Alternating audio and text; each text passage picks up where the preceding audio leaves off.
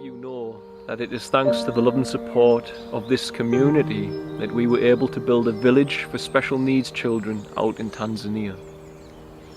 That village now provides a safe and loving home to nearly 200 children that were living in crisis. Most of these children are special needs, but a lot of these children were homeless, and the majority have no parents or guardians in this world other than the family that this community has allowed us to create. Everything that we do is made possible thanks to partners, those who choose to partner with our family and with it make everything that we do possible and keep our doors open for the next children who need some help or a safe and loving family home. If you'd like to hear more about our partnership program, you can do so by visiting www.sharetanzania.com/partnership. Thank you for all of the love and support, guys. We couldn't do this without you.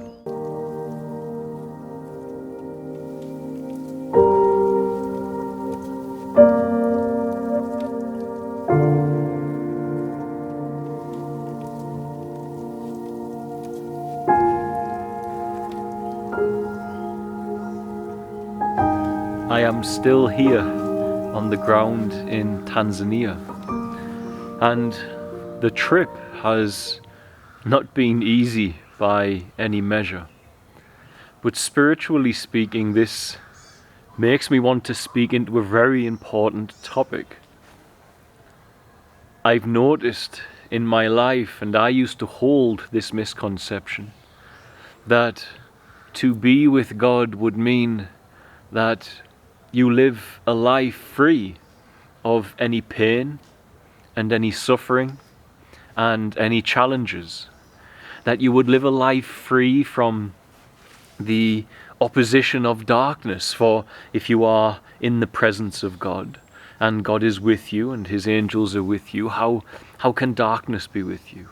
If it is a loving God that protects us, how can it be that those opposing forces that would not bring you love, those opposing forces that would bring you pain and suffering, how can they be and at the same time claim to be with God? How can they be present in a man's life and the man say he's with God? And the reality is that this is not true based on our history, based on our scriptures. The walk with God is not by any means a guarantee of a happy, peaceful life. It's very easy, I know, in the West to build a certain level of material comfort. And this is fine, we need it. We need that baseline to know our food is there, our water, our shelter, our safety. We all want and need that. But it's very easy to build that and start a spiritual life and be a little bit disengaged from the goings on, to be able to sit inside your material comfort, however meager it may seem to you. Remember, if you make more than $32,000 a year, if you make $32,000 a year or more, you are in the top 1% of wealthy people on planet Earth. And so, when you sit in this comfort, it can come to us that we are relating and walking with God, and you feel, actually, I am protected from the negative, from the darkness. But the truth of the matter is that we are not truly. For if you were to step out of that comfort and engage in the fight, if you were to find a soul who was taking a nosedive into oblivion, as it were, into perversion, the engagement of rescuing that soul from their downward fall would bring to your life that opposition. You would feel it. Our scriptures, our history tells us that many Christians were persecuted. The apostles were all afflicted with illness, with terrible deaths. The saints, Saint Clare of Assisi, spent 30 years in bed, ravaged by leprosy. In my own life, the one man that I knew in this world that was 100% focused on alleviation of suffering from others. He had very little thought for self in his outlook for this life and this world. Last year was shot dead as he slept next to his wife. This is a common theme. And you see, the reason for that is the matrix that we have incarnated within. There was a movie that has just came out called Father Stew with Mark Wahlberg. It's a true story about a man who was off the rails drinking. He was a boxer and he found God and he went all in. He turned his back on the opportunity of a beautiful wife and he started trying to help people. He became afflicted immediately, pretty much, with a mysterious illness, and it eventually took his life. It would seem that there is a theme between moving in the Christic and the manifestation of suffering and pain. And to be one with God's presence is not freedom from that. It is an ability to rejoice as it happens. It's an ability to be in the midst of suffering and pain and sickness and tragedy. And, in my view, not make it personal. To still be able to rejoice with your Creator, to be in the presence of God, and accept that this exchange of energy that has gone on before you were here, and will go on long after you are gone. That it's not personal about the ego, about the little character of me who feels the victim. And you are born into this constant exchange of energy that is going on here. It would seem in my life that the closer we draw to unconditional love, the more likely an affliction, a tragedy, is going to befall you. And this sounds horrendous, for therefore why would you pursue unconditioned love? But it is just my experience, and it's also the experience I see from looking at history and looking at the stories of the saints and the apostles and people in modern day life. When you see this, I like to look at it this way. We are in a 3D matrix, and Christianity has called it the fallen world, and fallen it is. This world is not original, and if you say it was all created by a compassionate, loving God, why didn't he make everything run on photosynthesis instead of tearing one another apart to survive? The rules of engagement in their very nature are very difficult to reconcile with unconditioned love. So as Christianity calls it, there is a fall. And inside this reality with its fall, it would appear that the whole notion of this simulation, this matrix, as people have called it, this satanic energy extraction matrix, which is being tweaked and fine-tuned with human creation, with our pornography and our perversions and our businesses of this nature, our persistent lies and deception in politics. This system, I think I have shown regularly, is rigged to drag the human being into worldly desire and away from unconditional love. The whole point, as far as I've come to see, of the satanic fallen world is this: you are a being of unconditioned love. Before you incarnated into mind and body. You are a soul awareness that belongs to the realm of the Christic, belongs to the realm of love without condition. And the God of this world, the ruler of this world, and the architect of much of this world, and the architect of the avatar by which, in part, not fully, but the avatar in which you experience this world, is not the original design of God. The whole goal of the architect of all of that is to take the unconditioned love of God and to make it break. And in making it break, taking and extracting its energy to pursue its sojourn of creating itself a world based on pride and arrogance and separation, a world based upon rebellion against our Creator, to create your own world, to become God yourself.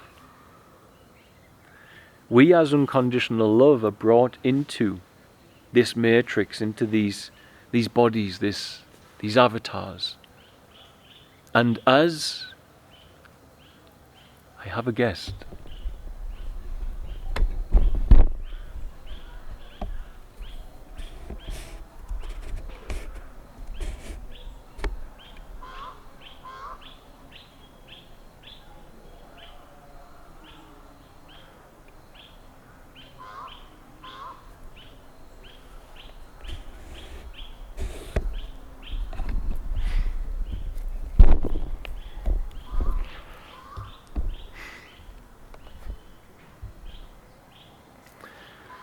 a troop of monkeys have arrived at my home. We, as beings, light beings of unconditioned love, are brought into here. And the goal of here, in its fallen elements, not in the parts of us experiencing the gift of time, of a beginning and an end, for everything else outside of our 3D dimension must be eternity, for it is we who have a beginning and an end. It is we who have a linear concept of life and time, and a linear language, and it is we who must sometimes disconnect from there to know eternity surrounds us. But if you are brought into this matrix, and this matrix can break you away from unconditioned love, you begin to pour your soul essence into the extraction matrix of Satan, into the hands of Satan. I have said this before, when you'll see in nature, unconditioned love has entered this world, and it goes into different avatars. You are blessed, you are in a human avatar. But if you, as soul essence, had gone into a lion, your instinct, your flesh, which is the animal primitive nature of us all, of the matrix, would be far louder, far more dominant. And at times, in that dominant nature, when you go to kill an animal, you would tear it apart and think nothing of it. But sometimes we have seen that the overriding feeling of love commences, and the animal, the lion, cannot kill the baby wildebeest in front of it, for example. And so sometimes that unconditioned love becomes louder than the matrix itself. But this matrix is here to try and prove to God, as far as I've seen, that you can make your soul essence, your unconditioned love, desire selfish behavior, selfish worldly desire, to forget love without condition, and to make it all about selfishness, pride, arrogance, and meanness. When a human being refuses to go to that place, the matrix begins to prod at them. Now you can say this is simply the original design of all creation, or you can say there is the enemy, the adversary, which is where I sit. And as you begin to continue your life, all of a sudden reality will begin to prod at you. If you develop a connection where you overcome the world as Yeshua did, as he said you must. When you overcome the world, what remains is a being of unconditioned love. It is the part of you that is in the world that conditions love. It is the part of you that is in the world that takes its mind and says, I'll not love you, and I'll love you. It is always thought and the mind, the avatar, the body, which is conditioning this love that you are. And it is what you are. It is not something you produce. It is what you are. Beneath your pride and your arrogance and your meanness, this loving awareness, this formless loving awareness that loves without any condition is the core you. As a human develops and overcomes the world, and with it overcomes the avatar, and begins to connect more deeply to the Christic dimension. When we connect to that dimension, we are beginning to connect to the dimension of morality. And now this dimension of immorality starts to prod the body with sickness, with suffering, with temptation, in an attempt to make the development of you becoming a being of unconditioned love in the 3D matrix disappear by making you identify with the body, mind, and the selfish nature within. When all else fails and temptation fails, and a man is so rooted in the Christic, suffering and sickness can begin. And that suffering and sickness is an attempt to drag you back to identify purely with your body and mind. Dr. Gabamade, if I'm saying his name correctly, I hope, he wrote a book, When the Body Says No. In his work, he says that those people who behave in a more selfless manner, in a more Christic, you may say, he doesn't use that term, manner, those people, they become sick with autoimmune disorders, with ALS, things of this nature. It is his experience as a doctor, the more selfless a person is, the more likely they are to manifest such illnesses as multiple sclerosis and ALS. Now, he puts it down to the body crying out for self-care. He puts it down to the body saying, I need love, and so I'm making you sick because you are burning me out by not giving me what I need. He puts it down to a physical reaction to always putting yourself on the line for others instead of yourself. And I can't agree or disagree scientifically with what he's saying, but what I can say is this. Perhaps I can simply add a layer to that. That to be in the presence of God is indeed to manifest a more selfless nature. A nature that is willing to live with others, as the Bible says, having more importance than you.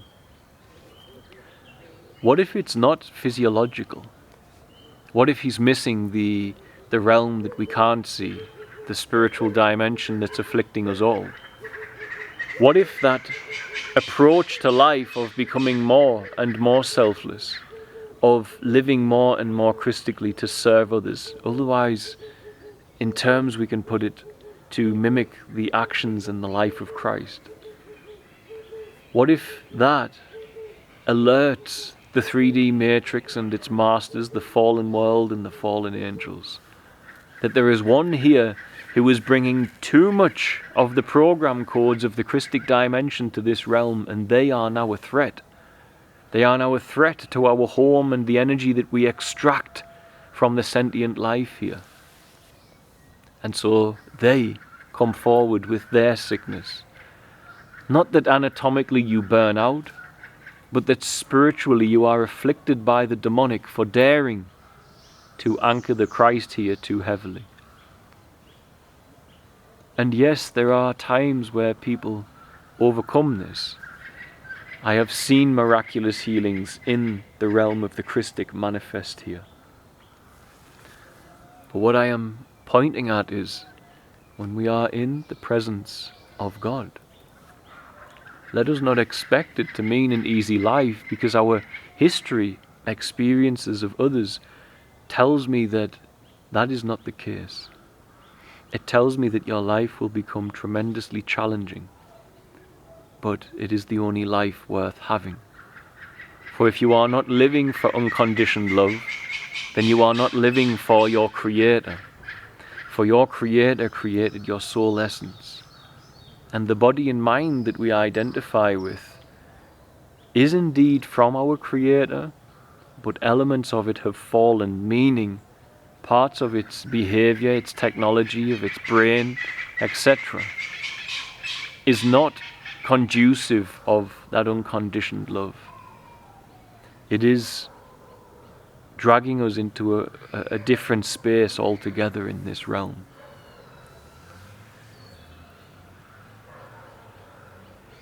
To know God is not to live a perfectly peaceful life. It is to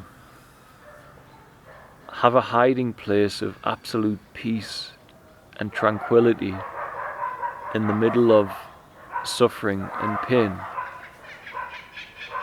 It is to have the strength and the comfort when you are under attack of knowing that that is there, and that from there you can be healed and you can be brought back out of that struggle. But to serve God in this world, to build for unconditioned love, you will be opposed in many challenges. Health, physical, terrible deaths, whatever it may be, seems to be the historical record of what goes on. This matrix seems to have one goal: to make you forget that you are unconditioned love, and to make you behave in opposition to what you are.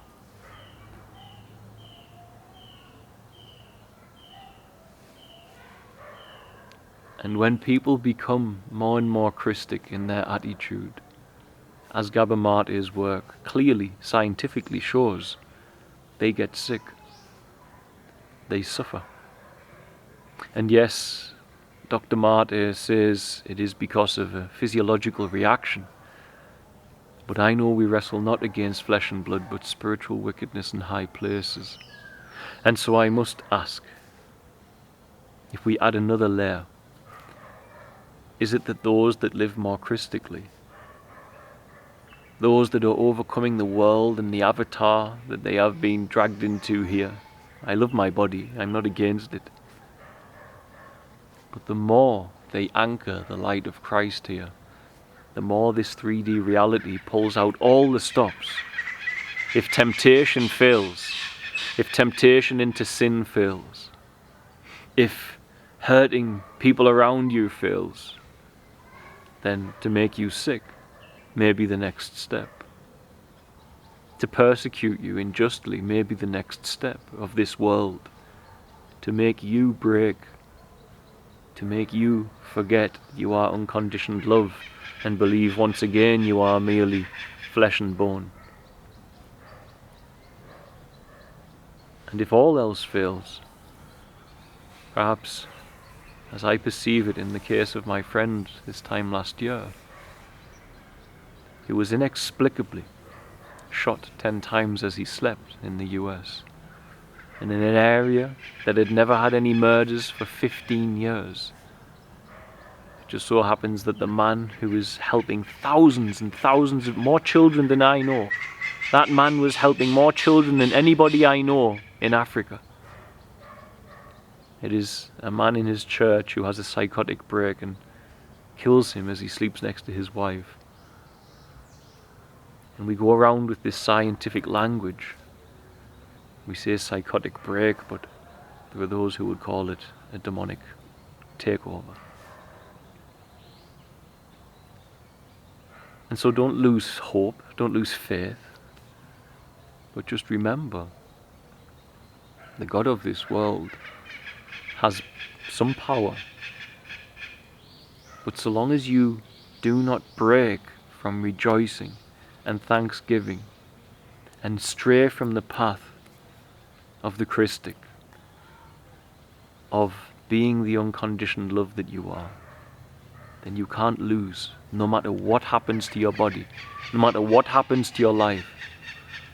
The only way you can lose is if you take the unconditioned love that you are, split it up, condition it, and follow the rules of the ruler of this world instead of the rules of the ruler of your soul. It's the only victory. That's the whole point of the Matrix, and that's how you'll know when people are free of the Matrix. Money, wealth, cars, mansions, nothing to do with the Matrix. Nothing. You can have those things, but they're nothing to do with it. It is when a man steps aside from the very nature of unconditioned love that he is and that God is, that the Matrix has him.